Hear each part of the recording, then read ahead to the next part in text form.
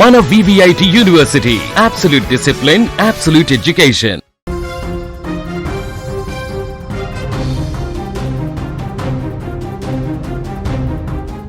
రైతు కళ్ళల్లో ఆనందం చూసేందుకు రాష్ట్ర ప్రభుత్వం సిద్ధమైంది. వానాకాలం సీజన్ మొదలైన వేళ సాగు పెట్టుబడి కోసం ఎదురుచూస్తున్న అన్నదాతలకు ఊరట లభించింది. ప్రభుత్వం రైతు భరోసా నిధులను విడుదల చేస్తోంది. ఎకరానికి 6,000 చొప్పున రాష్ట్ర వ్యాప్తంగా దాదాపు 73 లక్షల మందికి పైగా రైతులకు ఈ సాయం అందనుంది. ఈ ప్రక్రియలో భాగంగా నేడు ముఖ్యమంత్రి రేవంత్ రెడ్డి కీలక నిర్ణయం తీసుకున్నారు. తొలి విడతలో 2 ఎకరాల భూమి లోపు ఉన్న రైతుల ఖాతాల్లో నేరుగా నిధులు జమ చేయనున్నారు. హైదరాబాద్ శిల్పకళా వేదికగా జరగనున్న ఈ కార్యక్రమం సీఎం రేవంత్ రెడ్డి ల్యాప్టాప్లో బటన్ నొక్కి ఈ సాయాన్ని విడుదల చేయనున్నారు. నిజానికి ఈ సభ ఖమ్మం జిల్లాలో జరగాల్సింది. భారీ వర్షాల కారణంగా అక్కడ పరిస్థితి అనుకూలించలేదు. అందుకే చివరి నిమిషంలో వేదికను హైదరాబాద్కు మార్చారు. రాష్ట్ర వ్యాప్తంగా ఉన్న రైతులు తమ సమీప రైతు వేదికల వద్ద ఉండి ఈ కార్యక్రమాన్ని వీక్షించేలా అధికారులు ఏర్పాటు చేశారు.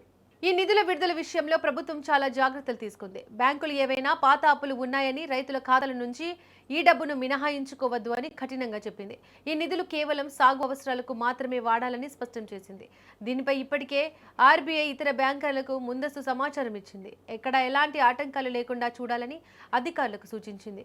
రాష్ట్రంలో 1.5 ఎకరాలకు ఈ సాయం అందుతోంది. ప్రాధాన్యత క్రమంలో మొదట తక్కువ భూమి ఉన్న వారికి డబ్బులు ఇస్తున్నారు.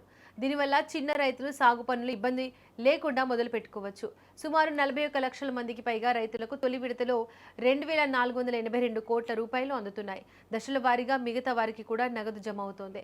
కొత్తగా పట్టాదార్ పాస్ పుస్తకాలు పొందిన రైతులకు కూడా ప్రభుత్వం ఒక మంచి అవకాశం ఇచ్చింది.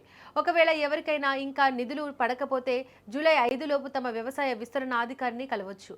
వారి వివరాలు, బ్యాంకు ఖాతా వివరాలు సమర్పిస్తే వారు కూడా ఈ రైతు భరోసా సాయాన్ని పొందేందుకు అర్హులు అవుతారు. ప్రస్తుతం వానాకాలం సాగు పనులు వేగంగా జరుగుతున్నాయి. విత్తనాలు కొనడం నుంచి దుక్కి దున్నడం వరకు రైతులకు ప్రతి రూపాయి కీలకం. ఇలాంటి సమయంలో ప్రభుత్వం ఇస్తున్న సాయం రైతులకు కొండంత అండగా నిలుస్తోంది. రైతుల సంక్షేమమే లక్ష్యంగా ప్రభుత్వం వ్యవహరిస్తోంది.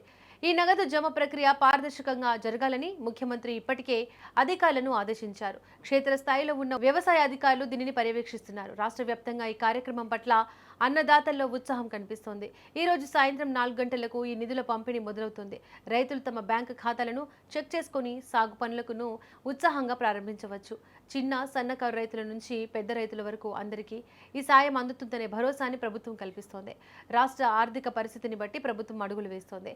సాగుకు ఏ లోటు రాకుండా ప్రతి రైతుకు అండగా ఉంటామని ప్రభుత్వం చెబుతోంది. మొత్తానికి ఈ రోజు తెలంగాణ రైతులకు పండగ రోజు అని చెప్పొచ్చు.